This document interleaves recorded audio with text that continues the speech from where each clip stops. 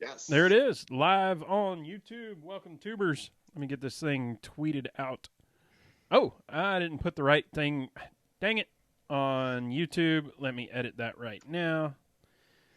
People won't get notified of the correct one, but it'll look right once they get here. Doot. That was the only snafu on this one. I have it saved everywhere else. There we go. All right. Well, now it says the right thing. Cool. Man. Boy, it's one of those weeks where, what is it, Tuesday night, and it's like, I think I've done about 4 days worth of work. Like if tomorrow was Friday, that feels about right. I'll take it. I would take it. And not necessarily hours, just I would say like brain hours, if that makes sense. All right, how do I turn this stupid volume off? There we go. Deb too was wondering what happened. Deb, we were doing some pre-show that is not safe for YouTube and not safe for anything but in person. Come see us at a race. We will relay all the same stories, but we were catching up with Brando here. It was a good time. Brandon, I was tempted to do no notes again, but I did. Well, it's funny. You probably didn't see the tweet, but I had tweeted out with like some question mark, like I wonder if I'll get show notes tonight or not. Yeah. We I decided to just put at least a couple little like sniffs here. Did we talk about the All-Star race rules last week, Sherwin? I can't even remember. Yeah, a little bit. A little bit. Okay. I couldn't remember. I was sitting there and I was like, I wasn't blackout drunk or nothing. It was just, I don't know. We got in the groove and never I never thought about it. So anyway, we'll talk about it again a little bit just for fun. But let's see. I think I've got everything up that I need. Oh, thank goodness AC just kicked on. Whatever. I hope to be able to shut my heat off this week. Oh man. Brag about warm air, why don't you? I'll do it. You live there by choice, brother.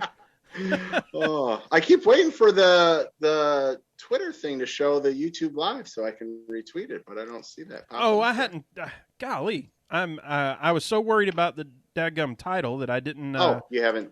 I hadn't pressed the tweeter button yet, so give me 1 second. All right. PTM 289 is live. There we go. Tweet. Okay. There we go. You should be. Aha! There she be. Yep. There you go. Appreciate the ping on that one. Of course. All right. Well, with that, we ready to get started? Yes, I'm ready. Awesome. Well, I say all that, and I'm not sure that I am because I don't have our the theme song up. Let's grab that. Doot. Anytime. Come on, computer. I was looking at new computers because this one is. It's not that. I mean, it did have that fan issue that cost us like 2 weeks of podcasts, but now that that's fixed, I'm like, all right, this thing, who knows, like that's so. But I think I got it up. I think I'm good. All right, y'all ready? Yes, sir. Let's do some podcasting. Here we go. We are recording now.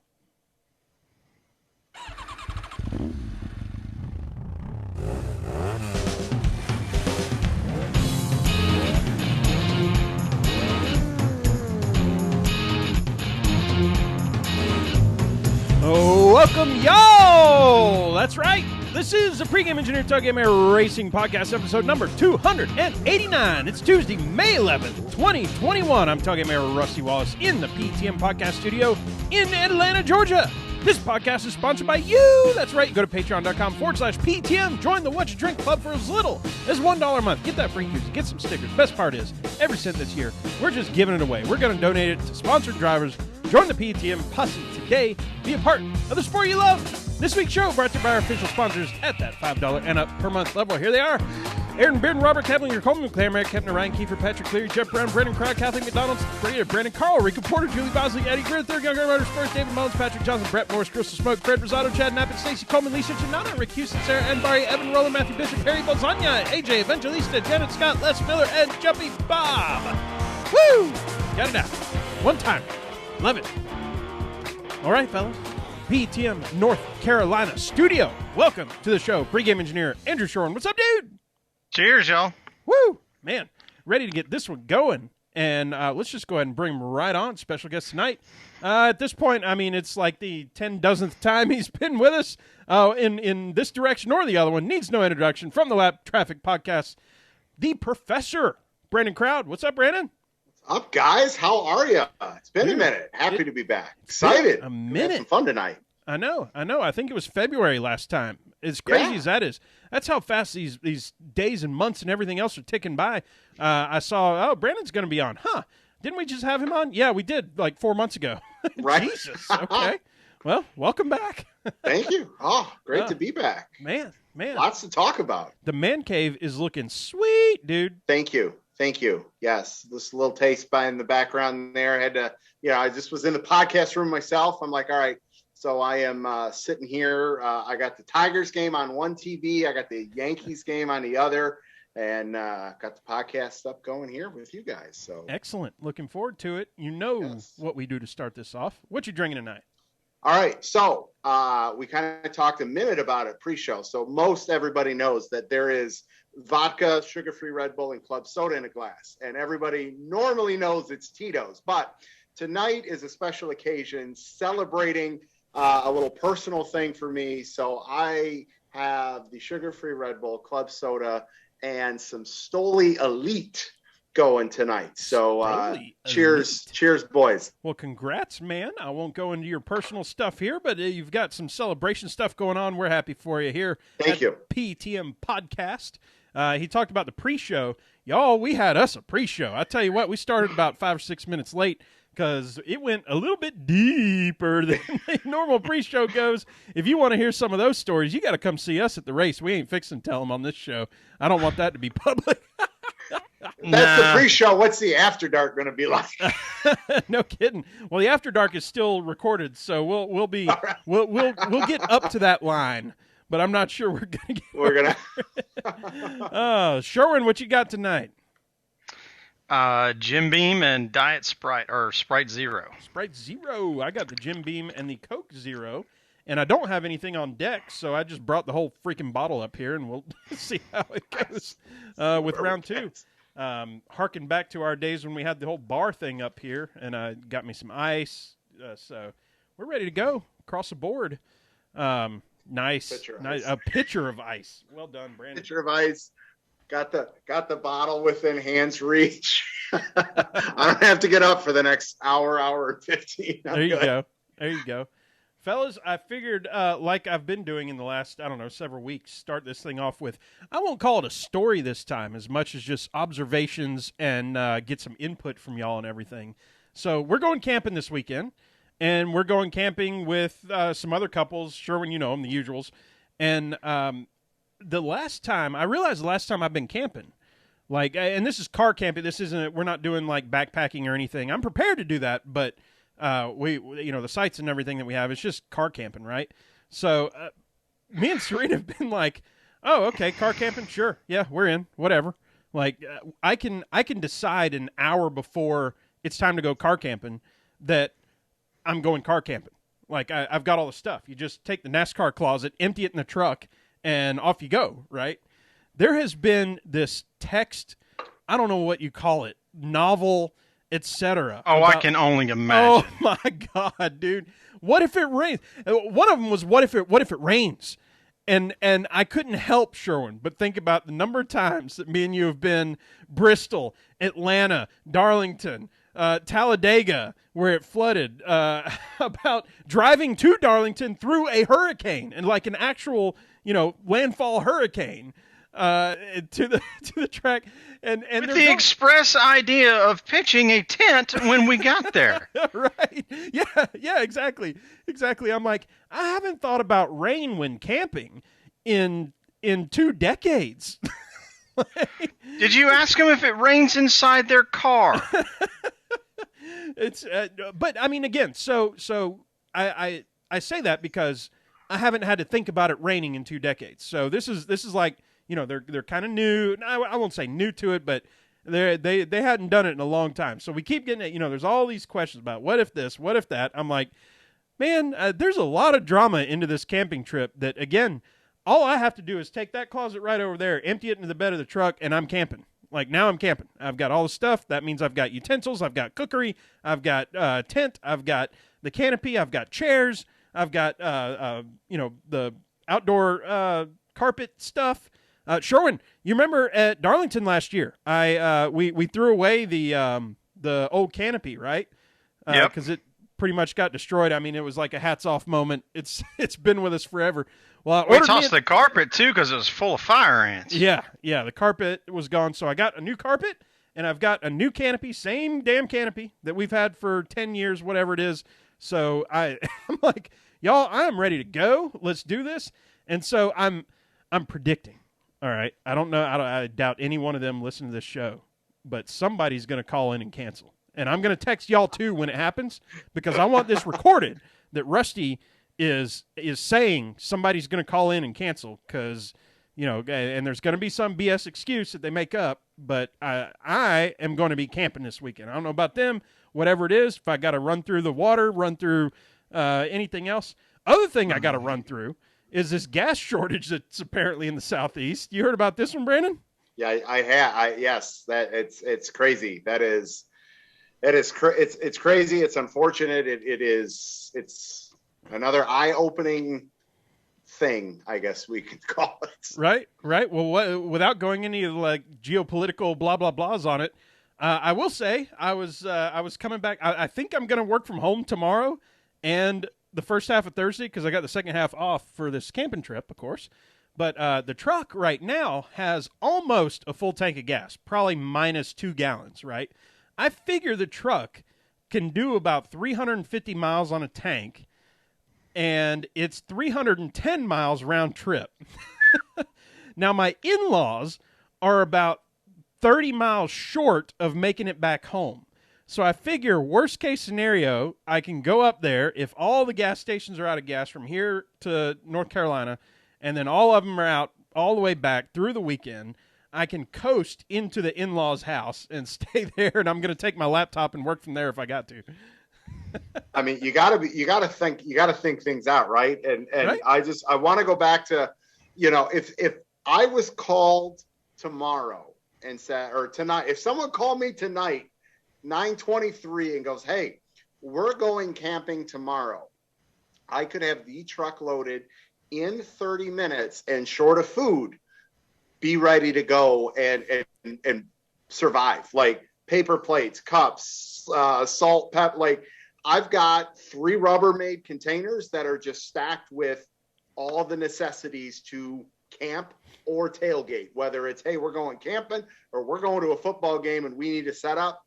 Everything's ready to go, loaded, 30 minutes, no questions asked, like ready to roll. I would love to know, like what, I feel like we're on a bidding show here, right? Like, all right, let's see how much of a campsite can you arrive with like 1 hour preparation, 30 minutes preparation, and 5 minutes preparation, right?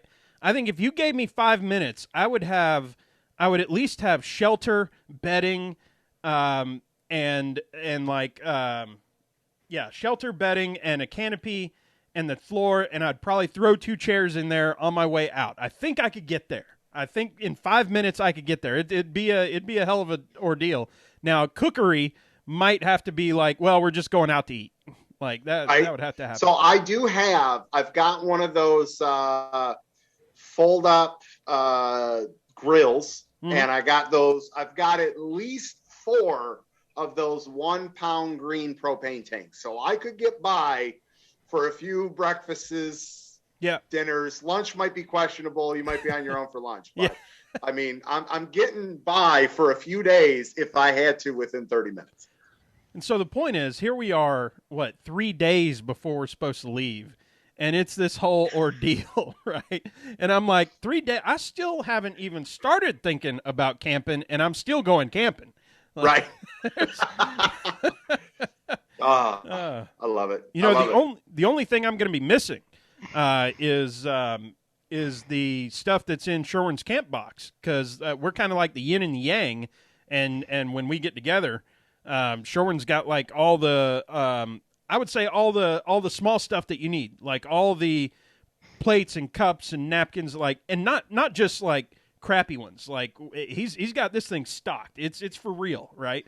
And so you roll up and you're like, I need a cigar cutter, and he's like, boom, I got that. I need a lighter, boom, here it is. I need this or that. Like everything is in this box. It's this magic box, Sherwin. It's a good box. I try to dig through it every now and again and make sure the things that are there. I mean, the kitchenette plates, reasonable amount of plasticware, a lighter just dancing around in the bottom of it, cigar cutter, fillet knife. Yeah, fillet knife is clutch. It's got, just a box of trash bags, Ziploc bags, whatever. Like for me, like, when I started camping, whether it was just to go camping, race, whatever it may be, like, you hit up that garage sale and it's like, oh, hey, here's some old knives. Here's, saucepans and some griddle things, like, and that's stuff you buy for $5 and you just throw it in that Rubbermaid bin and like, boom, you're ready to go. Like there's 2 rolls of paper towel always, like, because for me, you guys know me a long time now. I'm a little anal, right? So when I come back home, I don't just unpack, I restock in preparation for the next time. And that is something my wife lacks all comprehension of doing, but that's just how I am. Like I always am thinking when's the next trip? Oh, well, I need to get this stuff in there and I'm ready to go. Yeah, absolutely. So, oh man, I guess the whole idea that we're going camping was like, for me, a total stress-free, oh, perfect. Okay, we'll go camping. And the fact that it has become this stress ball is now I know. Hilarious. So like, all right, let's go back to Eldora, right? When you guys fly in and I bring you guys a tent, right? And this thing, poof, right? And I think I recall you went out and got one of those. So like, are you going to like magically impress everybody when you're like, boom, tent set up, I'm ready to go? Yes, I am. So here was the only thing that I thought of was, well, if it rains, I have a backpacking tent. It's one of those 2-person backpacking tents, but 2 people who know each other really well. You know what I'm saying? Like who don't mind touching butts or something, right? So I've got that, and it will survive a hurricane. That thing is insane how waterproof and everything it is. Or I have the other one that can survive a decent amount of rain, but not a downpour. That was the only decision in the race closet. Do I pick that one or that one? And at this point, the weather's looking like it's going to be fine, so I'm picking the big one. Yes, so we're going to roll up with that exact same tent, Brandon, that you brought to Eldora. Well, not exact same one, but the one that I went and bought right after I had that one. And we're going to roll up in that, and that is the 5-minute setup. Just like you said, you like extend 4 poles, and there's suddenly a tent. And yes, okay, we're done. There's no connector. You don't need 6 people. Have you seen the latest iteration of that tent? I have not. No. You don't even have to plug anything in. You unfurl it, those 4 corners, you grab from the middle, and you pull it up. Huh. How about that? Boom, that's it. I mean, it goes from 45 seconds to 10. And then you stagger down and put the wrap on top. And I'm not saying you really need to cut those 35 seconds out, but it's still neat. It's, they're worth it. Might as well. I love it. Oh, that's great. Yeah. Gentlemen, I'll tell you what. I think I texted Sherwin the other day because I went to the bar, and I was like, I don't know if I'm supposed to be here, but I'm vaccinated. I don't give a crap. I'm at the bar. This is awesome. And then went out to eat twice since then. We went out to fancy dinner and whatnot. So feeling like I'm back up to, I don't know, normality, normalcy, whatever everybody's calling it, to a degree, of course. But here I am talking about, going out to places, camping, blah, blah, blah, blah, blah, blah. All that, all roads lead to a NASCAR race. Well, and I'm on, yeah, for sure.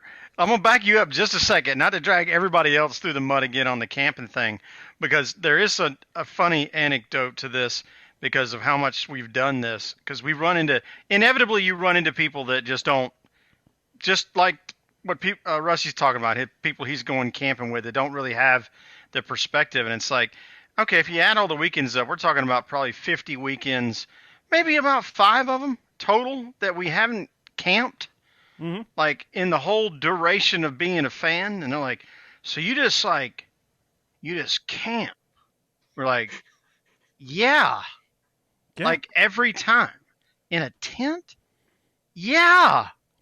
Like it's easy. This is a very easy process. If y'all haven't seen, or we got the Yonkers RV. Oh, that was nice. Well, yeah. I count that as one of the times that we didn't camp. Yeah. Right. Likewise. Yeah. Yeah. Oh, y'all ought to see. Side note, the Brad is supposed to come up here in 2 weeks, and we're supposed to go play golf. Oh, sweet. Nice. That'll be fun. Yes. What was I going to say? Oh, I was going to say y'all should see when me and Sherwin roll up on a campsite at the track. There isn't any talking. There's 2 beers that get cracked open. That's the only thing you're going to hear. And then you see 2 guys walk around for about 5 minutes, and then suddenly, what you couldn't even tell because it doesn't even go above my bed rails on the truck, so you couldn't even tell there was anything in there. I've got all the fold-out everything. There's a gigantic campsite set up with lawn that's laid down, chairs, tables, everything is up. And it's, I don't know, what's it take, 15, 20 minutes, Sherwin, the whole thing's up. Pretty much. I mean, the hardest part before was that old Coleman tent with the bendy poles. Mm-hmm. Nope. Now that process has been reduced to about a minute and a half. Yeah, beautiful deal. Brandon, you talked about it. I went and played golf. Played with my dad for the first time that I've played golf, probably in like a year and a half or something. And that wasn't intentional. It's just things didn't align and blah, blah, blah, and I hadn't played golf in forever. I played the worst round of golf and had the most fun that I've had. All that matters. You know what's funny is that if you're playing often and you have a terrible round, it really brings you down. But if you haven't played in forever and you just go out and smack at a ball, it's actually really fun. My dad's like, "What'd you have on that hole?" I don't know, 9. Right. I don't care. I'm just farting around having a good time. So yes, that was good. Sure, when you're playing in golf, you got to know your audience that you're playing with. Well, it's funny you mentioned that. I realized that I haven't played golf in 2 years. Mm-hmm. And obviously, I told you, but I wouldn't expect you to remember, had an unfortunate circumstance of magically disappearing clubs and bag. Oh, I do remember that. That was horse manure times 12. And that bag was killer. But what I did do is I finally did what I've been wanting to do for about 10 years. So Saturday, I got online and I looked around and I fished around and I finally found what I wanted, which was a used set of 1982 forged Ping I2 Black Dot 3-iron through pitching wedge, and those jokers are going to be here on Thursday. My man. When we playing? Yes. Well, I got to ask Brandon that question because we've been cooking up some ideas. We gotta, we'll talk, get a date. Hell, I'll come down and play. I don't care. I'll come down for a weekend.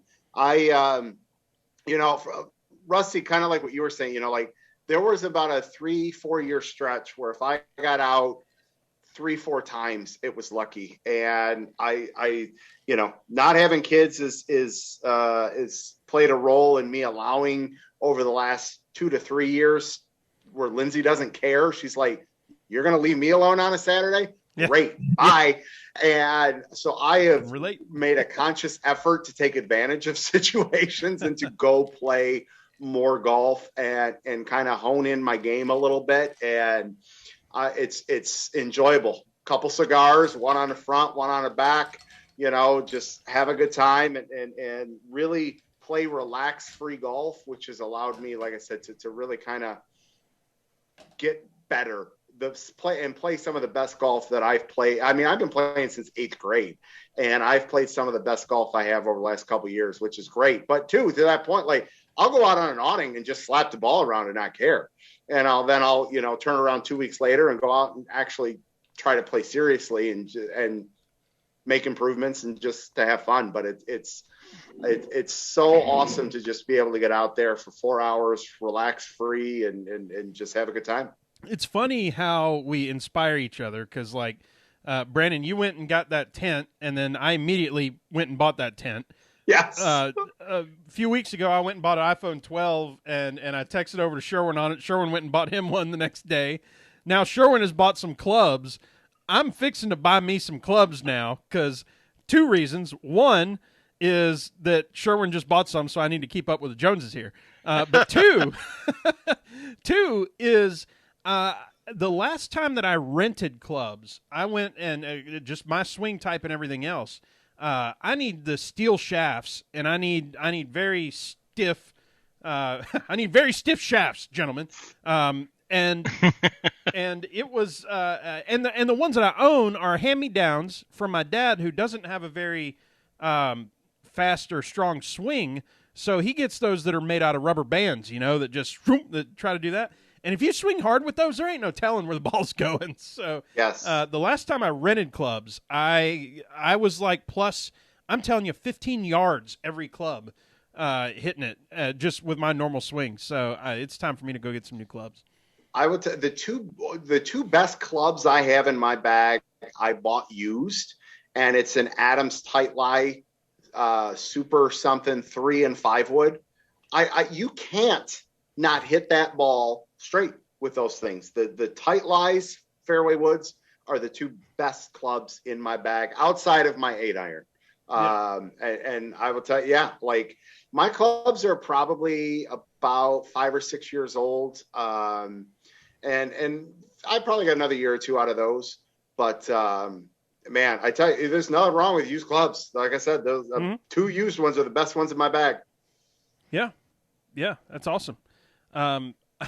So bringing it back around to NASCAR, old Rusty. So I was one thing I was doing this weekend was, all right, well, we're taking the truck out, which the truck hadn't been on a road trip since Darlington 2019. And so I'm like, all right, well, I'll just, make sure everything's good. I got the oil changed a couple weeks ago, so we're good there. Want to make sure the tires are all blowed up. So I was outside blowing up my tires. Realized that old Rusty has evidently a lug nut violation. I've got one of my lugs somehow missing off the truck. I don't know what happened with that, but I need to find a $15,000 penalty right I there. know, right? Paul Wolf can't even work next weekend because of this. Same thing. I called myself out. I'm like, waving my arm like a NASCAR official. Hey, there's no lug there. Pointing at it. Yeah. But bring that around to NASCAR. We talked about it last week. There's no such thing starting next year as a lug nut violation. So it's interesting how that works, and how we talked about it last week with lug nut violations, and this week, like I said, Paul Wolf suspended for the Dover race, which I don't know. It's weird because I feel like I remember when lug nut violations were like, all right, well that sucks, and here's a token $5,000 or whatever, and we're hearing about suspensions every other week. I gotta imagine if you're the crew chief, you're just like, huh? What? Suspend? I can't even what if my work suspended me next week because of I didn't throw my cup in the garbage at the end of the day or something? It seems so minor, but I don't know. Going from I guess my whole point is this year it is such a strong infraction to next year not even being a thing. Well, and you had a couple of years ago where if you had teams just tightening 3 because right. They wanted to save time, pick up a spot and pulling out the skirt on the car, and that was acceptable. So it's like we've gone from so many different extremes, and I remember listening to your guys' show last week and you guys were talking about that. And it's like if anything, all right, you're going to fine whatever, but why would you have the guy that's not responsible for the infraction? Is it because the assumption is he has signaled to them in some innuendo, hey, don't tighten all of them so that we can pick up a spot? Or would it make more sense to suspend, that guy with the gun and that tire changer, and maybe have to suffer and not, through a guy that's just barely coming up through the ranks as your tire changer next week? I just feel like there's a better way to get that penalty across that might make the team suffer maybe a little bit more than a crew chief suspension. How about you lose that guy and you can't replace him? Now you've got decisions to make. You'll never see another loose lug. Nope. Yeah, it's to what degree do you want to eliminate the situation? Is it really safety, or is it pomp and circumstance? Because to your point, yeah, if you say, rear tire changer didn't hit all 5 on the last stop, rear tire changer suspended, and so is that roll. Right. Now what are you going to do? Good luck. Right, yeah. Yeah. Good luck with those 13.5-second stops all day and losing 10 spots in the pits every time, because now that we have all these fake or fake cautions. Oh, can we talk about that a minute, please? We can. God. I mean, I know, and I don't mean to completely derail, but I talked about it on my show tonight. And Sherwin and I know we've gone on some Twitter rants about the competition caution, right? And I tried to play the objective role, as I always do. And I get it, right? No practice, fine. We're going to use that as the excuse to allow and create a caution so that teams can come and look at tire wear and all that kind of stuff. But why can't NASCAR have the discretion? And depending on whether we're at Martinsville, whether we're at Michigan, whether we're at Talladega, set a percentage, right? If a actual natural caution comes out within X percent at whether we're at short, intermediate, or super speedway, that NASCAR can just deem that now, hey, teams, that this is now our competition caution, so that we don't have to have the nonsense and chaos that we had on Friday and Saturday. Yeah. That's one way. I don't know. I feel like there's multiple ways. Sherwin, you sounded like you had an opinion on the, we'll call it the fantasy cautions.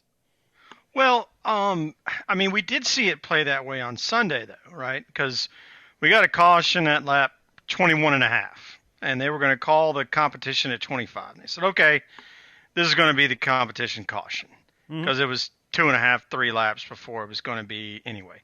But, I remember right at the beginning of the race, they were like, yeah, we got a competition caution. I'm like, the hell? It didn't rain.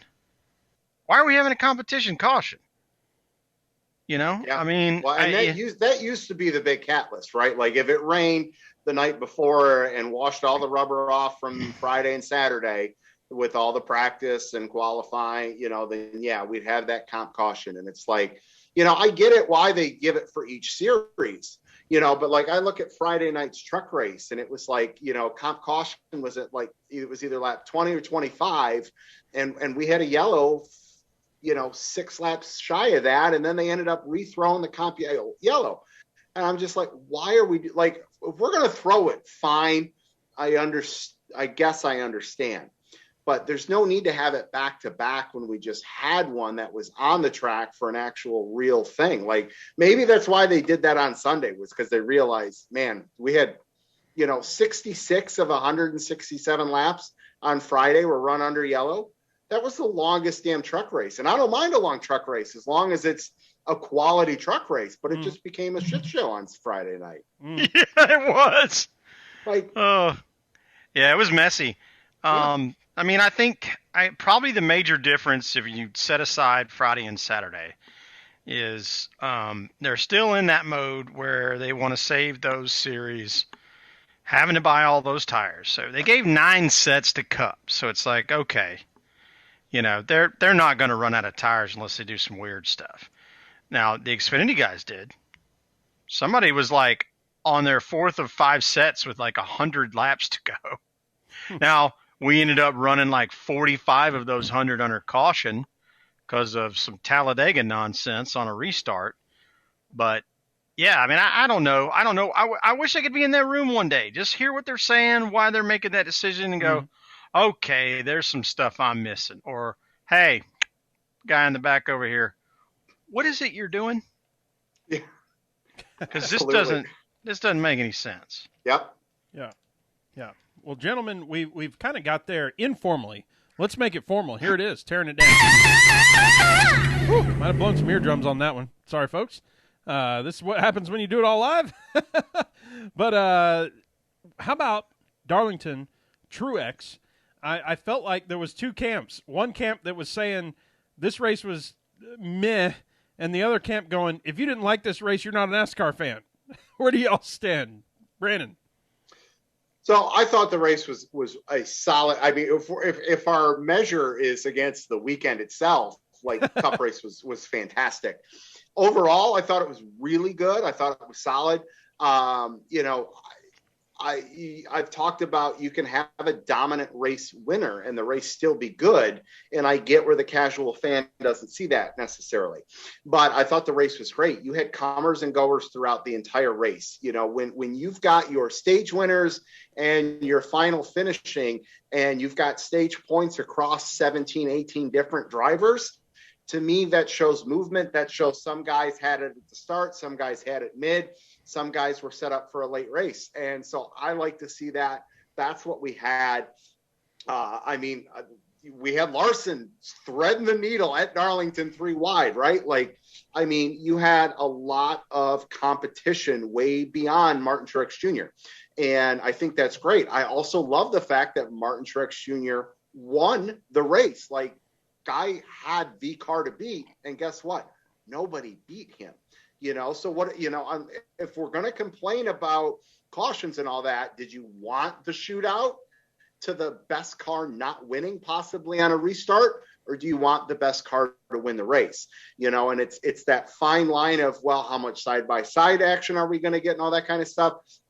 I mean, it delivered. It maybe didn't give us Southern 500 Saturday night racing in September, Darlington, but the race was great.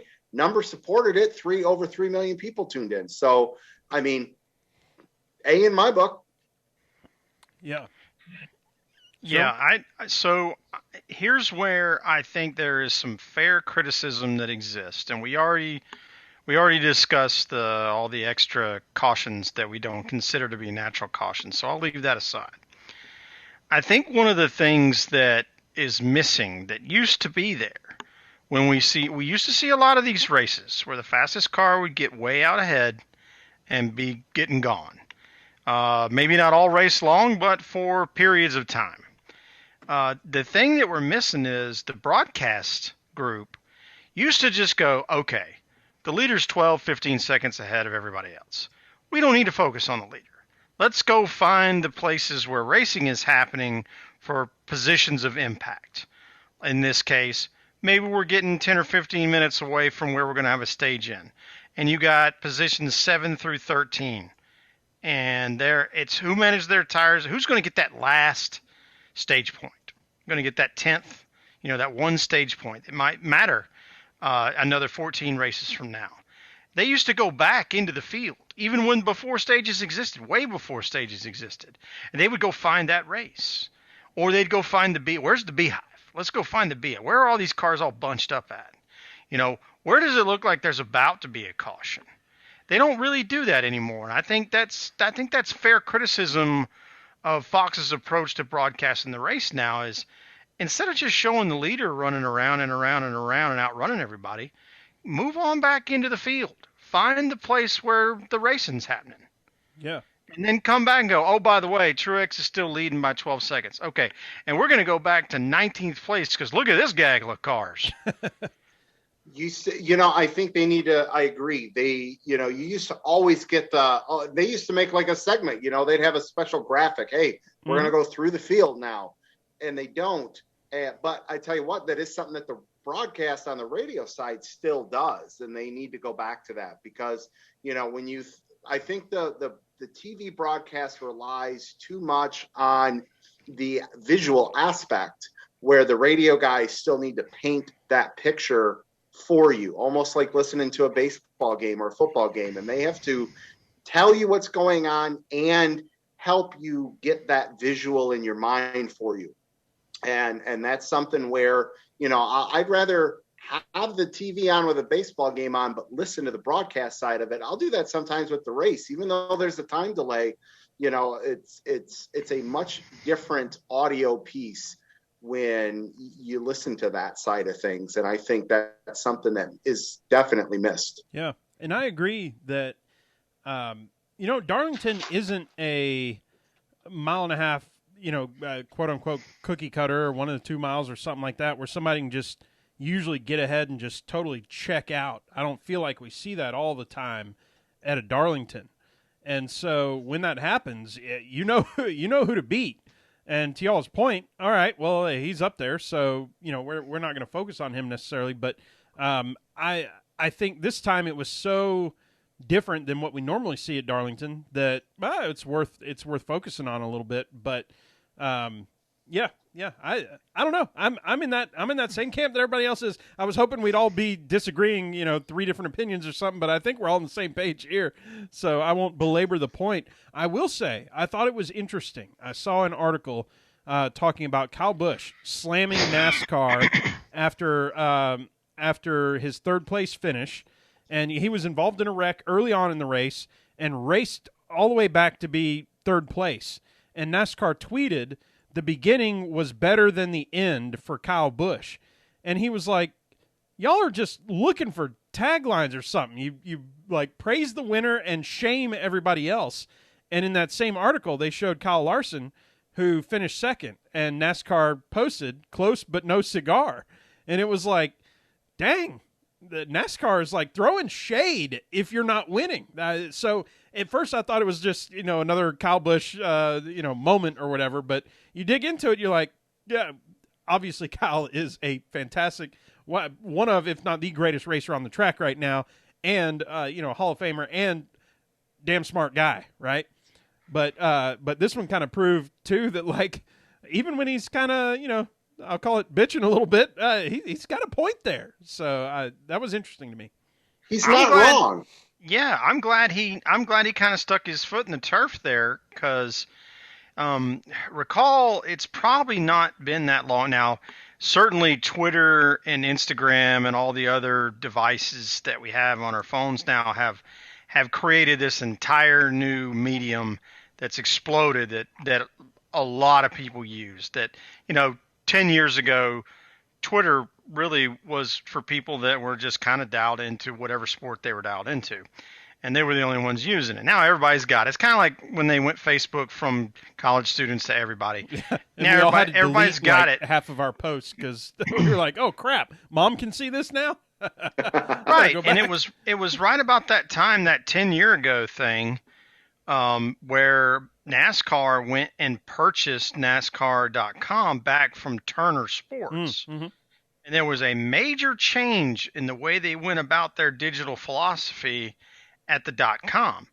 And so I think what we're seeing is the evolution of 10 years of a whole bunch of, this is my first job in a professional sport.com, and they're trying to create waves where waves don't exist, and they didn't really need to do that. And I'm glad Kyle said, how about a little middle finger for you? This is, whatever you're doing's it's not working.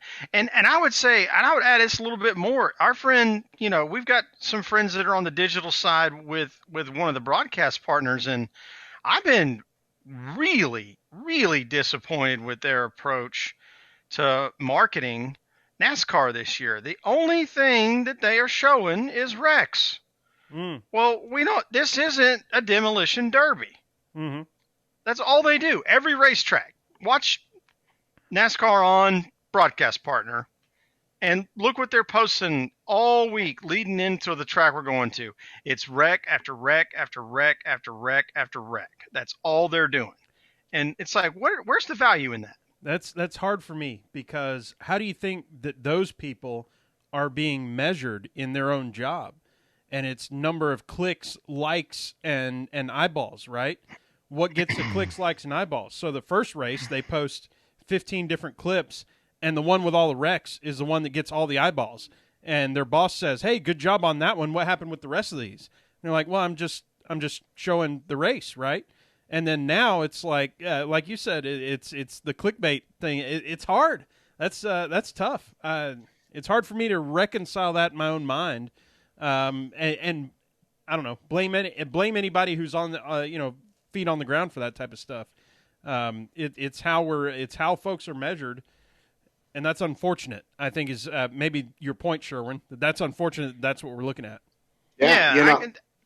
Yeah, go ahead, Brennan. I was just going to say, the thing that sticks out distinctly to me is Martinsville, Joey Logano, Matt Kenseth, where they ended up parking Kenseth. But albeit if they didn't use that footage to sell whatever, whether it was clicks, views, videos, eyes on TV, ticket sales, and that's that fine line, right? Like, hey, the three of us, everyone in this chat, 90% of the people that follow us, NASCAR doesn't need to sell a reason to tune in because they're already invested.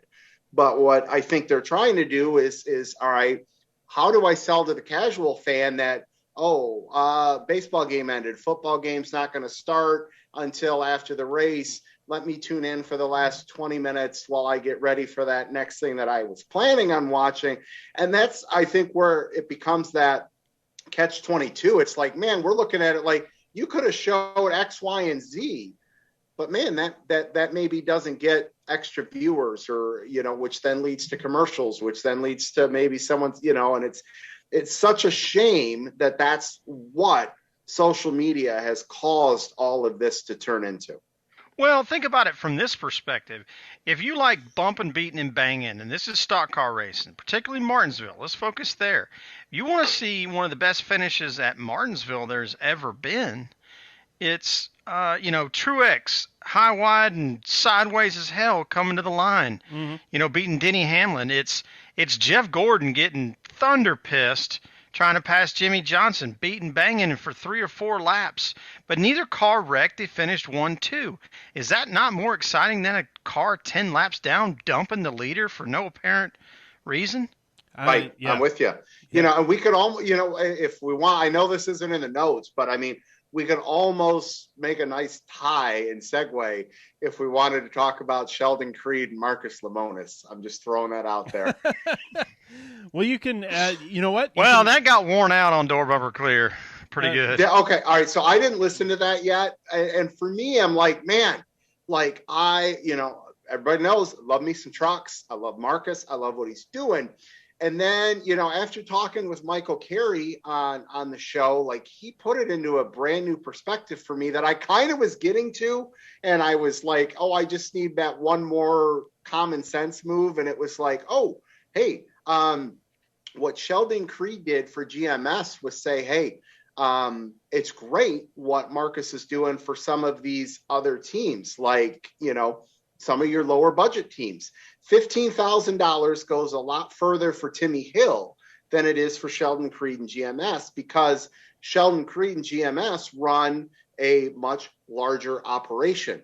They invest a lot more back into the teams, whether it be from engineering, whether it be from, any other possible avenue of racing than what someone like Timmy, and not taken away from Timmy Hill or anything like that. But for Sheldon Creed and that organization to say, hey, we'd rather run unfunded. And then what Michael Carey did when I talked to him was be like, the problem, if everybody starts jumping on board with what Marcus is doing, is what happens when the new sponsor comes in and goes, hey, I want a full truck wrap for $10,000 or $15,000. You're only letting me get a quarter panel for that. Why don't I get the Marcus deal? And then that becomes a whole bottleneck issue within the truck series. And now sponsorship starts coming down, and that may be good. Maybe sponsorship starts coming down more. It might reel in teams a little bit, but it's a downward spiral from that point. So it was really interesting to see that.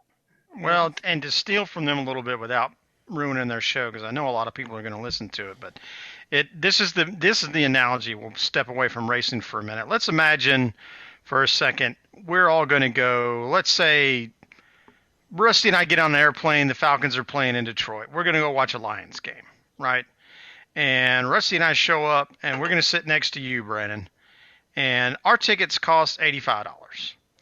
But you got one for $15. And then we watch the game, and everybody has a good time. And then we go home, and we have a few drinks. And you tell us what you paid for your ticket, and we tell you what we paid for ours. Well, we sat in the same spot. We watched the same game. Why was yours $15 and ours was $85? Like what, you know what I'm saying? Like Sure. that's the analogy is. Yep. And that's where the devalue thing comes in. I think Jeff Gluck was actually the first one to jump on that. Yeah, like he did.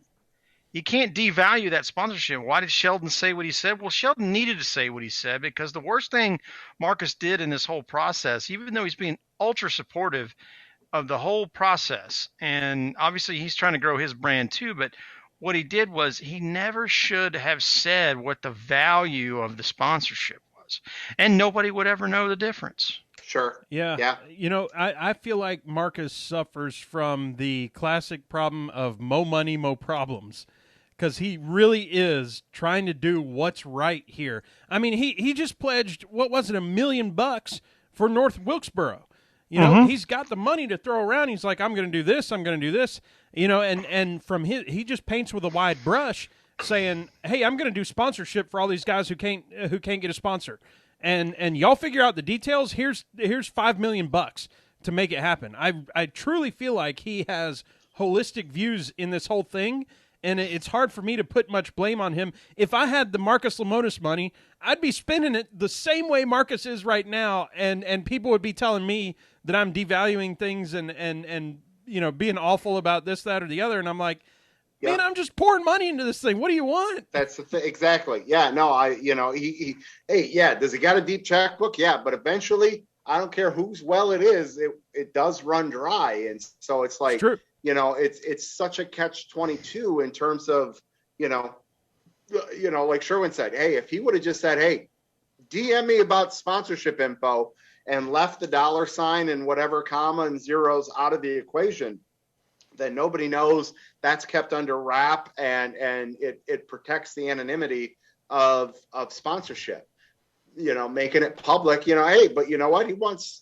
I get where he's coming from with doing that too. So it's a unique perspective that it's going to be curious to see, you know, how that plays out and how long they stay as title sponsor, how long he stays apart. You know, it sounds, you know, he obviously is invested in the sport, which is great. You know, I wish Xfinity did, you know, you don't see the Xfinity CEO tweeting out about, hey, right. You know, talking to drivers, talking to fans. They're just a title sponsor. Here's a check. Put our name, and we're good. You got an active vested interest from him, which is great to see. It's refreshing to see from the Truck Series, you know, and it's there are as many pros as I can see where there's cons, like Sheldon Creed and GMS had with it. Yeah. Gentlemen, how about last week, Wednesday, right after both of our shows came out, the next gen cars revealed. I have some opinions here, but I'm curious on y'all's thoughts on what they look like. If you feel like there's a winner in that series or in that whole ordeal, and yeah, what you think. So, Brandon, let's start with you. What was your reaction? I mean, they're sweet looking. I mean, they look sharp, right? You know, the cast aluminum wheel looks good. The body looks good. You know, they're still hugging the ground. You know, spoiler's still there, you know. So for me, I mean, I want to see it, you know, and I don't want to see it at Daytona. That's not going to make a difference. If they stay at the road course the next week, that ain't going to make a difference. So it's, you know, where's race 3, 4, and 5 at next year with it? That, you know, let me see what you got. Yeah, Sherwin. For me, I guess I might have been hyper-focused on brand identity. I think if you pick a winner, I think the best-looking car is the Mustang. You know, Rusty and I, you and I rooted for, 4 different manufacturers in a matter of 5 years with Casey, so we're not super brand loyal when it comes to a NASCAR stock car, per se.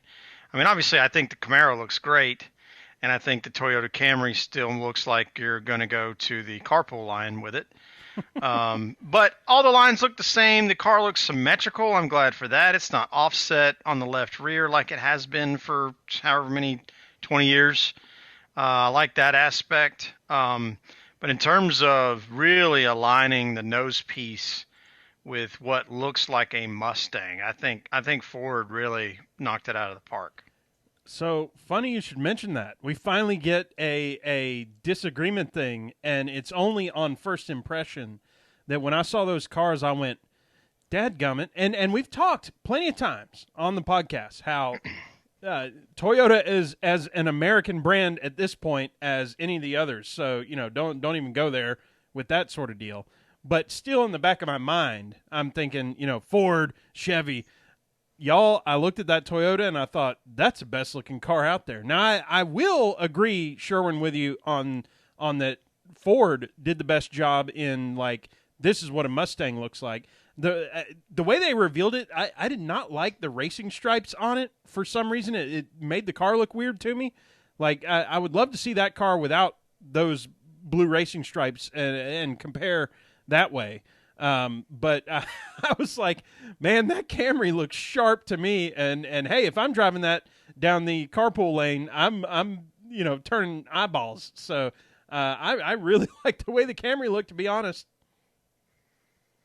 Yeah, and I don't think I dislike the way it looks. I think it's just the association with the difference between, the Mustang GT Cobra comes stock with almost 700 horses. Mm-hmm. The Camaro ZL7 ZL1 comes stock with like 695 horses.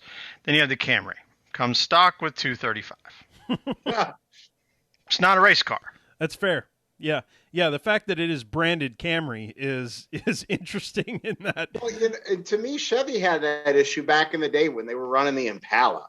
Like, okay, yeah, they had the Impala SS, but I mean, nobody owned an Impala SS. Like that wasn't a common vehicle to find at a dealership showroom. The Monte Carlo I thought was pretty cool, and then they had, God, what was before, between the Impala and before they went to the Camaro, they just had, like, Chevy even was running a car that you couldn't even go into the showroom and buy. Well, it was an Australian Holden. Yeah, like it was just, what are we doing here? Like, I get we're well beyond the, win on Sunday, buy on Monday thing here, but it's like, at least have a common car that's a sports car that you could potentially go and buy if you wanted to, and it was like, even when Ford ran the Fusion, I'm like, Fusion's not a sports car. Like there's no, you don't think Fusion, you don't hear Fusion think speed, right? Like you think Mustang, you think speed, you think Camaro, you think speed. Like, you want to be able to have that correlation. And for a while there, that felt lost in the sport. Yeah, well, Ford started racing the Taurus in like 97. Yeah. And that was a family sedan. I was going to say, I think a buddy of mine had a Ford Taurus 97, and it was like the super safe car, the that bubble you can car give to a teenager. Yeah, the bubble. Yeah, absolutely. It was very, very round. Oh man. Well, so I was looking around as well. Speaking of folks doubling down, we talked about Marcus Lemonis saying, "Hey, I'll give $1 million to make North Wilkesboro happen." How about Dale Jr. saying, "I'm going to race every race at the Fairgrounds if you come back"? Like, suddenly, the Fairgrounds now has a marquee driver that will bring eyeballs, attention, butts in the stands, etc. Like, that feels like it's got legs. Yeah, I'm all about it. I think it's great.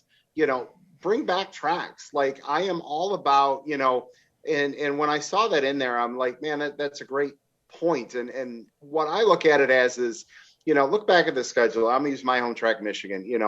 For how many years did Michigan have 2 races 8 weeks apart?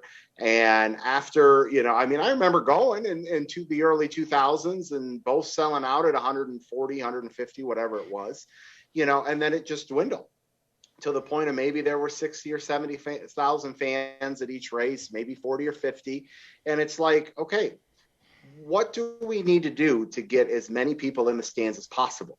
Will North Wilkes-Barre sell out? Will Nashville sell out? Will all of these places sell out? Yeah, they will.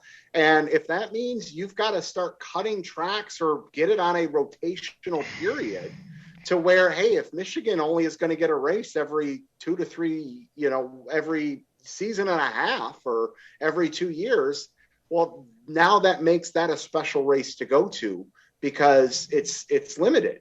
And I'm all about it. If we start going on rotational periods here, let's do it. Let's get new tracks in. Let's get new marketing areas in. Let's get new everything in. If it keeps the sport relevant and new and exciting and cuts down on notebooks. Mm-hmm. Yeah, well, think about what the NFL has done with Europe. They started with Wembley, and they said we know there is a market, especially in England, for American football. We've tested it. We tried the Euro football thing. It sort of kind of worked for a half a minute. But then they're like, wait a minute, what if we play one in Ireland? What if we don't play at Wembley? What if we play at Man City Stadium? It's like, or what if we play at, Man United Stadium, whatever. Just, they started moving those games around a little bit. Let's go play in Mexico City. Let's go play at Aztec Stadium. To your point, if you don't go every year, it becomes a higher demand opportunity. That's why I love the idea that we're going to 7 road courses, but some of these things need to move around a little bit. And, I know everybody wants to go to Montreal because it's the biggest party city in the world. Well, there's a lot more obstacles than there are to, say, going to Mid-Ohio or going to VIR or going to Road Atlanta or potentially running Belle Isle or running, St. Pete Beach or running Birmingham. It's just, you could move a couple of those races around the same way you could say, we're going to race Nashville this year, but then we're going to go to the Milwaukee Mile.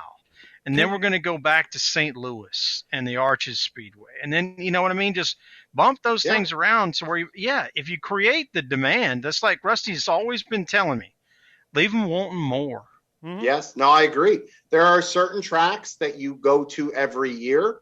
There are a few key tracks you go to twice a year, and the rest should be open. You're going to start the season at Daytona. You're going to go to Bristol twice. You're going to go to Martinsville twice. You're going to go to Darlington. I like that Darlington's got 2 races now. I'm a fan of Atlanta having 2 races.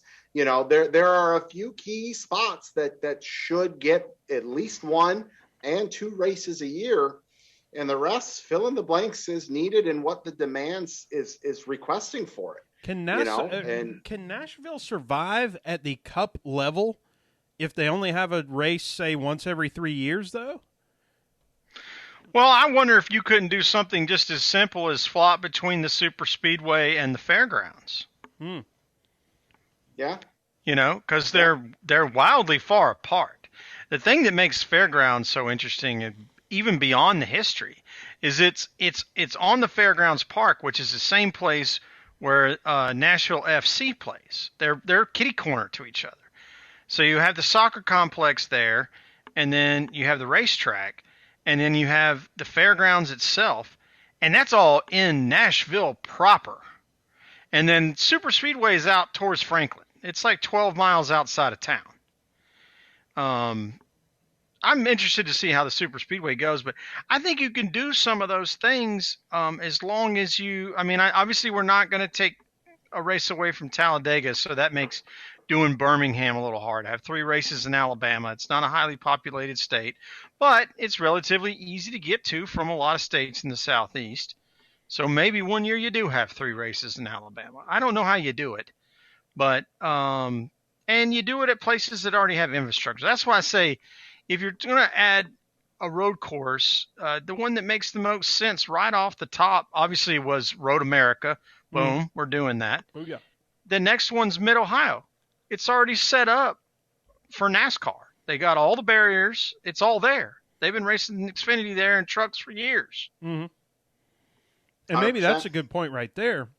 Bring everybody to somewhere, and maybe one single track doesn't survive as just a cup track that they need that every year. But if they have some race every year and we're rotating in and out, then at the NASCAR level, I'll call it, one of the top 3 touring series, then maybe you do. So anyway, with that, gentlemen, let's gas it up. Here we go. Oh goodness, there it is. Dover time. Sherwin, 750 horsepower, small spoiler. Yes, sir. Woo! Brandon, what are you looking forward to? Oh, well, all right. So I'm going to give a shameless plug to the show here. I'm looking forward to the fact that, and I'm going to sweet talk you here, Rusty. Oh boy. So Dover is the end of segment 1 of Lap Traffic Fantasy. Rusty ain't submit a pick in a minute. And so segment 2, starting scratch, man. So it's time to come back. Okay. I dig it. Yeah. Help me remember. I can do that. I got a lot of quit in me, as Ron White has said before. That boy's got a lot of quit in him. Yes. Oh, well, I finished 32nd this week. I finished 38th the next week. Yep, I'm done. Yeah. So, yeah. So, help me remember. If we're resetting the whole deal, Yes. I'm totally in. Yeah, back square one. Yeah. With that, last week, Sherwin, let's see, you picked Ross Chastain. Respectable finish at 15th. I would really like to see him crack the top 10 a few more times. I picked Blaney in 8th, so you'll be before me, but before anybody. Brandon, as the special guest, why don't you give us your pick? So, I was torn. I have Blaney available in the league still, and I went and looked, and he doesn't have the best of finishes there. So I'm going with Kyle Larson this weekend. Larson. Interesting. Not a bad pick. And he's got a little bit of mo. So with the second place finish there. So and he's it's one of those he doesn't have to race to get in. Well, maybe he does. We've been talking about that for a few weeks, but yep. Sherwin, go ahead. Well, I don't remember who I have available for Brandon, so I'll have to go back and look and make sure I haven't already. But I made up my mind before this started who I was picking for our show. Yes, sir. Our show. I'm picking Lord Byron. Nice. Byron. I had written in a name, Sherwin. As you were saying that, I was writing in a name, and I had to backspace over it. I thought you were going to pick my pick, who has won at Dover relatively recently, and is yet to have his win yet this year. Mr. Hometowner Chase Elliott is Rusty's lock of the century of the week. So I'm going with Chase. All He's right. due. He's due. Due is, saying somebody is due is like saying that red is due on the roulette table, right? So you got to be careful with the wording there, but because then green pops up. So right. But you know what, Brandon? I'm with you. Oh, you always got to cover 000. That's just a lost bet always. Yeah. Just you throw have that to one do out. it. Oh, gentlemen, I cannot believe that it's been however long it's been, hour and 5 minutes already. But maybe we'll cover a little bit more on the after show. If you're listening on the iTunes or wherever else, might be a little bit more content on YouTube or something. We'll see what we end up doing. But with that, Mr. Brandon, why don't you close us out? Tell the folks where you can find you. What's coming up next? All right, guys, you can find me on Twitter at LapTrafficPC. Go check out tonight's show that just got posted with Josh Berry, Michael Carey from TobyChristie.com, and the old Lab Traffic intern, Dan Ryan. Next week, 2 shows coming up for you guys. Jeff Striegel and I are going to recap the first half of the regular season on Tuesday, and then Dustin Albino is going to come back, and we're going to rehash the Dash for Cash in the Xfinity Series. Oh, my goodness. And I even had it in the show notes, and maybe we'll talk about it later, but Dash for Cash just got a little more interesting with the Noah Gragson ordeal. But that all said, Sherwin, tell the folks where they can find us. Well, you can find us at PETM Podcast on both Twitter and Instagram. You can find me at Andrew L. Sherwin on Instagram and at Pregame Engineer on Twitter. He said it. PETMPodcast.com, at PETM Podcast on Twitter. As always, I'm Rusty Wallace at Tailgate Mayor. We can't wait to talk to y'all next week. Let's watch some Dover racing. Can't wait to, I don't know. Can't wait. Miles the Monster. There it is. Miles the Monster, Monster Mile. Talk to y'all next week.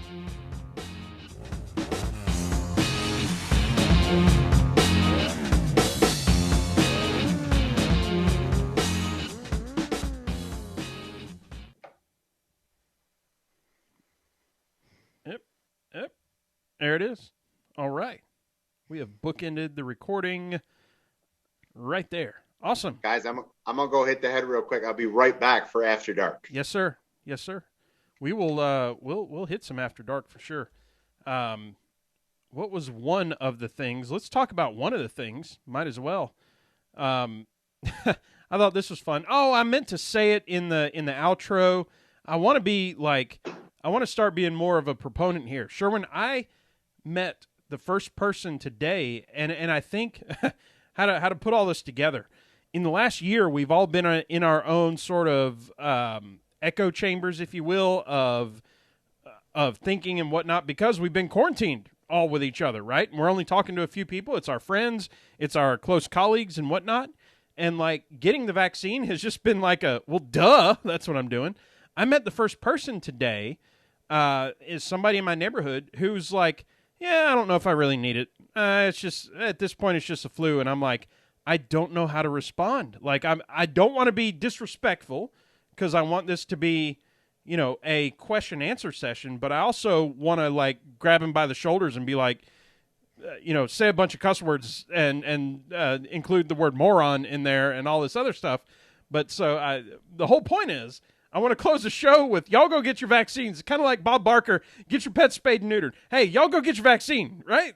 Just go get the cuss word thing done. So it's not hard, and it's free for everybody now. That's the thing. They didn't even sign up. So to your point, did you see what Dover's doing? So I had put in there what Talladega's doing, where they're saying if you come get either tested or vaccinated, we will let you run 2 laps on the track. I'm like, hell yes, I'm in. I'm considering. Other than the fact that we're going camping, we talked about that for like the first 20 minutes of the show. Other than that fact, I would be driving out to Talladega just to go get. I'm already vaccinated, so I get tested and be like, let me run 2 laps. Yeah, I mean, Dover's. I don't think they're letting people on the track, but they're doing a drive-through lot similar. Whether you can either get tested, whether you have it, or you can get the first vax. So just drive through, get her done. Get her done. Y'all, it's so easy. Listen, I know you hear about folks having all these issues and whatnot. Let me give you a few data points, though. I had no side effects whatsoever other than my arm was sore. Felt like somebody punched me while we were all drunk or something for like a day. Sherwin had no issues whatsoever. My wife had no issues whatsoever. So it's not like the Georgia one versus North Carolina one that Sherwin got. It's not like male versus female. It is a little bit of roll of dice, but y'all go get your vaccines and let's go to a NASCAR race. Come on. You know what I'm saying? Brandon, I don't know where you stand on this whole thing, but go get your dadgum vaccine, Brandon. Right. Absolutely. Yes. Yeah. My grandpa, 91, he didn't have any issues with it. There you go. That's what I'm talking about. Yeah. It's, I mean, if nothing else, it's peace of mind. Oh, my goodness. It's really, I mean, I don't know. I guess I hate to tell people what they should or shouldn't do. And that's fine. Everybody going to do how they do. It's just, I feel like for people that are just making a personal choice not to do it, okay, great. Personal choice. For people that are using it as some sort of politically charged defiance, maybe they're not making that decision for the right reasons. Yeah, this is not the time, people. Like, let's debate that while we're at the racetrack and all vaccinated. You know what I mean? Exactly. It's like I walked into, so I found a Mexican restaurant to go to that I like now on Friday. And I walked in there and I met, I met some NASCAR fans. I was like, cool, Mooresville, met some NASCAR fans. This is actually a first, believe it or not, which is strange. So we talked, we had a great conversation, blah, blah, blah, blah, blah. And I walked in with my mask, it's enter this way, out over here, same stuff. And, some people came in without it. Some people came with it in. Everybody that's serving is wearing it. And I go to put it on, and the lady's like, you don't need that. And I'm like, it's a habit now. Might as well just do it. Like, it doesn't bother me to put it on. I wear it all day long at work. Sure. I don't care. I really don't care. If it makes somebody else more comfortable, I'm happy to do it. Yeah. Yeah, absolutely. So, don't, Anyway. Like I said, I will try to remember to put that in. Matter of fact, I'm going to write it in the notes right now to put that in there. There it is. Now it'll be in the notes for next time because I usually copy one and paste the other one. But anyway, I did want to. That's what I do with Podbean. I just copy and paste and replenish, replace a name or whatever. Yep. But, yep. Brandon, I've been staring at my calendar. Yes. Looking at June 24th. June 24th? That's a Thursday? Yeah. Okay. That's Pocono doubleheader weekend. Yeah. Look out. Now, I know we had talked about maybe going to Pocono, but with it, I bet it's going to be sold out. So, all right. So now that we're on the all right. So I officially put in my 2-week notice today. And now that my start date is June 2nd, I didn't want to put in for any time off in June. So I've kind of eliminated June from any possibilities of traveling. But if you wanted to come up maybe and play golf and watch some racing, that's a good possibility. So that's where my head was at, that you would not be able to take days off. But I'm a pretty self-sufficient person. Yes. I would be able to survive. Yeah. For one day while you're working. Yeah. Play golf in the morning on Saturday. Yep. Watch some racing. Yeah. Maybe get real froggy and play golf again Sunday morning. So I'm wondering too, the Yonkers and or Cone are not a far trip from where I'm at, and either one of them, both, whatever, we could maybe make a thing. I don't know. Or no, Arca's in Pocono that weekend too. So Cone's probably out, but Rusty, take a day off. Come on up. Dude, I don't know if you see it, but I've got my work laptop up to check the calendar right now. Like, that's what's going on. You want to know how cool it could be? Not that we would need to per se, but Lindsay's got a shit ton of airline miles. I could send her to a friend in somewhere else. Like, we could. Well, and what I discovered is, thanks to whatever new policies or whatever things have progressed with my advancement through the Sky Miles process, I have 3, not 1, not 2, 3 companion tickets sitting in my kitty that don't have to be spent until June of next year. Next year, yes. Yep. And I was approved. Did you for get the preferred purple card? Rusty, you got to get on the preferred plan, dude. I've got so many of all of what y'all are just talking about right now that I'm scared to even count. I just need to call Delta and be like, hey, how much free stuff do I have right now? Because I need to go ahead and use it. Turns out I am traveling the week before the one that we're talking about. Or 2 weeks before or something. I may not be able to call time off. But if it's like a weekend sort of getaway to the Detroit area, that is possibly in the cards. Keep me in the loop, if you will. I will tell you, I will probably have to work on Friday.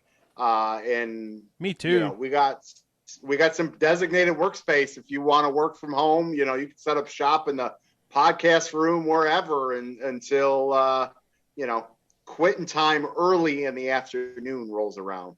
Very interesting. Yeah. Well, I spend Saturday exploring the local fauna stores. Yeah, there is that. They're very local. Very local. and any number of other things that I could get myself in trouble with. Or you guys go explore that on Friday while I'm working, and then we've got a 10 o'clock tea time on Saturday morning. Well, no, that's what I'm saying. If Rusty's gonna work Friday, then we'll definitely plan to play golf Saturday morning. Yeah. Well, yeah. But and I kid you not, I mean, it's if we want to play a nice course, we can do that within about a 30 to 40 minute drive. If we want a convenience course, there are 3 18-hole courses literally less than a half mile from the house. So it's all a matter on what we want to do. There is all types of possibilities available. Well, I already talked to you about my current state of golf right? prowess. Yeah, I was going to say, I'm going to be hitting a lot of balls into the woods because stiff shafts and me are going to take a minute or two to get used to. Yeah, then convenience it is. And yeah, I mean, we're literally a less than 60 seconds away from a golf course from where I'm at now. So yeah, it's I'm loving the possibilities. That is for sure. So let's put not just a pin in it, but a massive pin in it. So yeah, Deb over, you can goof in the golf cart without pissing people off. That is for sure. Like it is there's no 90-degree rule. That's for sure. No 90-degree rule. So whatever degree you want. Love it. Let's see. Let's get this thing tweeted out, and that'll be hole 14 is when it really starts to fade. That's when it pops. That's when the giggling overtakes the desired ball strike. That's when it turns to scramble for the last 4. Or if it doesn't start that way, Rusty and I are pretty guilty about going, hey, you want to just scramble this 18 up? Dude, I was telling my dad when we were playing this weekend, I was like, I don't know the last time I've even kept score in a golf game, because the last several that we go, just to have fun, me and Sherwin and whoever else, it'll be like 2 and 2, and we'll do like a scramble between the two of us just to have fun. Like, it's so much more fun when at least one of you is going to have a drive that you can find. Yeah. Oh, absolutely. Right. Absolutely. So, yeah. Okay. And hey, we got the new deck is done finally. Oh my God, what Fantastic. A process that was. So barbecue's ready, smoker's ready. We can do some damage. See, now you're talking. Yeah. Yep. We can have some fun. There we go. We are up on iTunes and all the other places where you can find your favorite podcast. Excellent. And the PTM podcast, comma. Little self-deprecation never hurts. Man, this is good times. What did I have? Oh, I wanted to bring up the show notes just to see, because there was a couple things in there that I just, it's been over an hour. We have enough content, but there was a few things that I wanted to talk about. All I'm doing now is stalling. Let's see. We talked about Gregson. Oh, All-Star Race. I did want to talk. We talked about it a little bit last time, but Brandon, All-Star Race.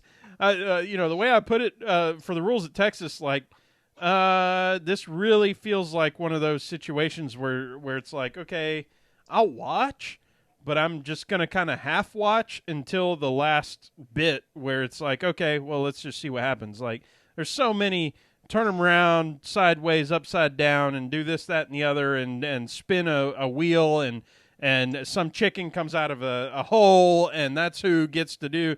And it's like, okay, guys, I'm not even. We're doing some freaking, local carny stuff here to figure this out. Yeah, Eddie Gossage out-Gossaged himself, which is, I don't know that was possible, but.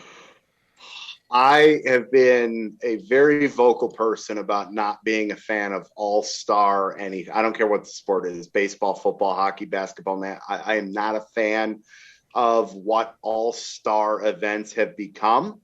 I don't get it in terms of, and if we're going to talk specifically now NASCAR, I am well beyond reading 2 pages of qualifying rules. And I get that's an exaggeration. It's like when you are going to that extent on what the rules are, you are devaluing everything about it, in my opinion. And I just don't get it. Like, you go run a race, just go run 150. Have as many competition cautions as you want, but 10 here, 30 here, 50 here. Qualify with this here. I am well beyond that in terms of what I think is going to be good. I am going to be really curious to see how many people show up for that. Like, because it's just, for me, if wins and losses don't count and all we're talking about is a payday, that's great for whoever wins the payday. But for me as a fan, that does nothing for me for the sport. Kevin Harvick could win every all-star race in the world. He could win every Bud Shootout in the world. That's great. Guess where the wins and losses count in the season? Does that get you to, if that gets you to the playoffs, great. Well, then now it's not an all-star race. And for me, it's just, I want wins and losses when it counts. And I understand sponsors and paydays and all that kind of stuff, team effort, all that. Great. There's no need to overcomplicate a race to the degree that they're doing it. I like it when they do we're going to do this one thing, and that's when we tune in, right? And the one thing for a year or two there was the whole, we're going to qualify, and you have to change tires, and there is no pit road speeding penalty. Yeah, that was cool. That was super cool as the thing that we're going to do. And so now it's like, well, we're going to do these 12 things, and here's the rule book. And like you said, you read through 48 pages, and you go, I don't get it. It's like reading lab traffic show sheet notes. Like it's unnecessary. Some self-deprecating. But like do one thing and do it well. Hey, we're going to run the same stuff, same everything, but we're going to run in the opposite direction. Go. We're going to run clockwise. Interesting. I would rather see them run qualifying laps going the other way. Like, give me something I haven't at least seen before rather than complicate things just to make weird caveats. Like, I don't get the appeal for that at all. Mm-hmm. So I've been advocating for running the opposite direction during the All-Star race for a long time. Yeah. I mean, at this point, that's as circus style as you could get. Like, you want to know how you eliminate the 48 pages of the All-Star race format? Run them the other way. And that changes the game. Keep all else equal. That changes it right there. Right. And that gets eyeballs, and that gets butts, and that gets, all the things that you want. And that gets the articles written, and the tweets, and the likes, and the thumbs up, and the discussion, and the people who hate it and the people who love it. Like, that's one thing that you can do, and there's plenty of these one things that you can do. When you do 10 things, that becomes the thing that everybody's, bitching about. Yeah. Yeah. Well, and what do you hope? The Tigers were up 5-0 2 innings ago. It's now 7-7 in the ninth. Womp womp. Damn. Yeah, that's Detroit Tigers baseball for you right there. So one thing I was going to mention, and I didn't in the show, but if you thought this race sucked because there was this dominant driver, I was going to bring up about Ricky Rudd, who had his rookie season. It was it was an interesting story, and I can't remember which outlet had it, and I didn't write it here, but he he had no previous like formal racing acumen whatsoever when he came in. He had raced some go-karts and he had raced some motorcycles, and they're like, why don't you come in and race a cup race? Like there was no progression whatsoever. It was just, hey, try this out. And then no Jennifer Joe Cobb qualification or anything like that. Well, Jennifer has run trucks races and other, like, she has raced in actual NASCAR, right? I'm talking about, like, he would not be to your point though, he would certainly not be approved for a license today. And then he got RCR, or was it RCR? He got their first win. He raced 900 something races, all this mess. But it was very interesting to me, his story in how he got started and all that. So, but what I was going to mention was that in his first race, he finished 56 laps down in 11th place. Think about that. Oh, wow. Like, if you thought this race was boring because some guy, led the whole thing, we've talked about this too many times, but back when Ricky Rudd started, and that wasn't like in the 50s, we're talking about in the 80s, 56 laps down and 11th place. That is a snoozer in my book. We would be the Pitchfork Mafia. If everybody talks about wanting old school style racing, and I don't know people. I mean, hell, I'm not going to hide the fact that I didn't start watching until 2001-ish, right? I know what old school style racing was. I grew up, family watching NASCAR, all that kind of stuff. And it's like, do you? What is it that you really think you want from that old school style racing? And to what Martin Truex Jr. Charlotte 600 dominant race win, Darlington versus what we got this past Sunday. It's two very different races that were on the track, same driver dominating, winning all the stages and winning the race. But what actually was taking place were two very different style races. So, and you know what? To the casual fan that can't pick up on that, there's no problem. There's nothing wrong with that. Hey, pay some attention to X, Y, and Z to enjoy the product when something like that happens down the road. I'm convinced that when people say that they want the old school NASCAR back, all that their single data point is a 1979 Daytona 500. Like, that's what they want. They don't want the 1979 through 2006 any other race. They don't want any other race before 1979. They want that race again and again and again and again. And to them that means an old school race. But that's not what they're asking for. And so we keep trying to replicate those kind of circumstances, and that's just leading us to like a crap event. And let's never mind that the only other car on the lead lap of that race when Cale and Donnie Allison wrecked was Richard Petty. There were only 3 cars on the lead lap. Yeah. And so people misplace what they think the great part of this whole ordeal was, but yes. I don't know. Yes. Maybe I'm being unfair. That's fine, but that's my opinion. Is that's what people want when they're saying I want NASCAR of old. They want that race, and they don't care about any of the other 30 whatever, maybe 40 whatever races. I'd have to go back and look. Like, name another 1979 race that was super competitive and awesome. You can't off the top of your head. Or right. 1980, or go back and forward another 10 years. Like, what do you? I don't know. The only thing I can think of every time they talk about there's a fight on 79, I think about Boondock Saints and Willem Dafoe. There was a firefight. It's like, it's instantaneous moment in time. It's a time capsule, Frozen, the entire Eastern Seaboard, Snowmageddon. Nobody had anything to do. There was 3 channels.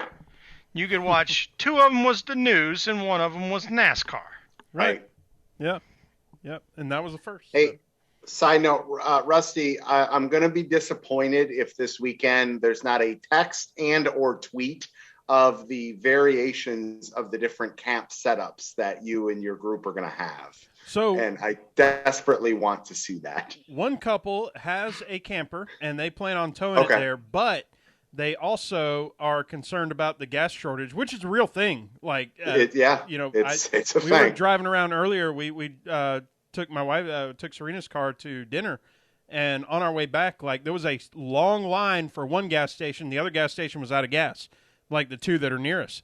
So they're considering not bringing the camper and just doing tent camping. And I said, well, if they do that, we're going to win tent camping by 10 miles. But if they don't, they'll have the camper, and I understand, like, we might huddle in there if it gets cold or whatever else, or, sure. I get that. But if they show up with tents, we win, immediately, because I've got all the stuff. So, all right. So break this down for me with this whole thing. Like, are they back up and running? Like, is it just a matter of resupplying, or is there no supply coming anytime soon based on what's going on? Oh, supply is not a problem. The problem is that they got ransomwared, and right? So they had to shut down all the pipes in order to limit the blast radius here, and so now they're bringing it back up. They're supposed to be back like full strength by end of week, but people are just freaking out. It's toilet paper March 2020 all over again, right? So if you can find it, what are they? What's the price per gallon if you can find it? So versus what it was last weekend. I will say this: the government's jumped on this very quickly, and as critical as I might be of some of the government stuff that goes on, there's pretty unilateral, support for the fact that they're like, okay, we are putting in emergency orders that say prices cannot go above this point, and this is we're lifting these restrictions and those and I think in Georgia they said no more for the next 5 days or whatever, no more taxes on fuel, and you can't make prices go above this point. So prices are not like $12 a gallon or anything. All this because, again, they're saying like by Friday they're fine. And so we're leaving Thursday. We're coming back Sunday. I figure I can get some gas on the way back. Sure. I'm trying to think. I want to say it was 2000. Oh, I'm going to go 2002, 2003, where the Midwest had that massive blackout that happened. Where like just power grid down, and like we had lost power. We only lost power for like 24 hours, but 2 miles away, power didn't come back on for almost 8 days. And, so people were, going to hotels, whatever, couldn't get gas, whatever. And there was none of that. Like, a Motel 6, which is back then, $49.99 a night maybe, was charging $3.50. And that ended up going through attorney general type stuff in the state and all that. But it was crazy. Yeah. So again, it's supposed to be so short term that it shouldn't matter. Yeah. But what's funny, that pipeline that they talk about that is affected, that runs through like Norcross, Georgia, which is just right over there. I have a friend who posted. I'll show you the picture. He sent us a picture. I mean, he lives 20 minutes away, but the pipeline runs through his yard, like his actual yard. Let's see if I can. There it is. Like mineral rights yard, no, like his backyard. Oh wow! You see that yellow sign? Yeah. That yellow sign right there. This is his yard. That's maybe 10 miles away from here. It says "Warning: Petroleum Pipeline." And then he showed, I won't show it on here, but he showed a map of the pipeline and that it goes, it's like 100 feet below his house.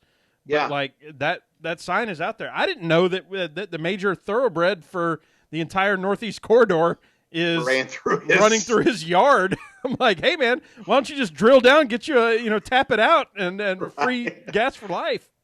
That's crazy. Mm-hmm. That's crazy. Also goes to show you how BS it is like the different octane levels and everything else. Like this is just one big old pipe that runs to everybody. So I don't know. That's probably not fair. I get it. Like there's truckers, trucks that come in, blah blah. But it's just like this one pipe is where everything runs. So it's the main source. Yeah, that's crazy. But, that's crazy. I was thinking about just going to the liquor store and just buying some Everclear and being like, well, I can just mix that if I have to. Right. You just dump that in the fuel tank, you're probably fine. Oh man, yeah. Like, is that E85 thing big down where you guys are at, or no? No, there's like a few gas stations that have like the other pump or whatever, and that's the one that you don't use, Right? Like, so, the big thing was, so that I will tell you probably one out of every 3 or 4 stations at least up here in Metro Detroit have that. And, the price savings is supposed to be, anywhere between 60 to 70 cents. If it's more than 20 cents cheaper, like it's high, but it's like, well, it burns quicker, at least based on everything I've been told. So it's like, well, that 20 cents ain't worth it. If you were able to actually save that 70 or 80 cents a gallon, okay, well then maybe it makes sense to use it, but not at 20 cents cheaper when it burns quicker. Does it make sense to use that? I've never really dived too deep into that. I've had 1 or 2 cars that have run off that, and I've never used it. So it's a less efficient fuel. Yeah, absolutely. Yeah. Well, gentlemen, I'm going to stop the YouTubers and go off the live stream. It's been a fun Thanks for hanging out. Thanks for hanging with you.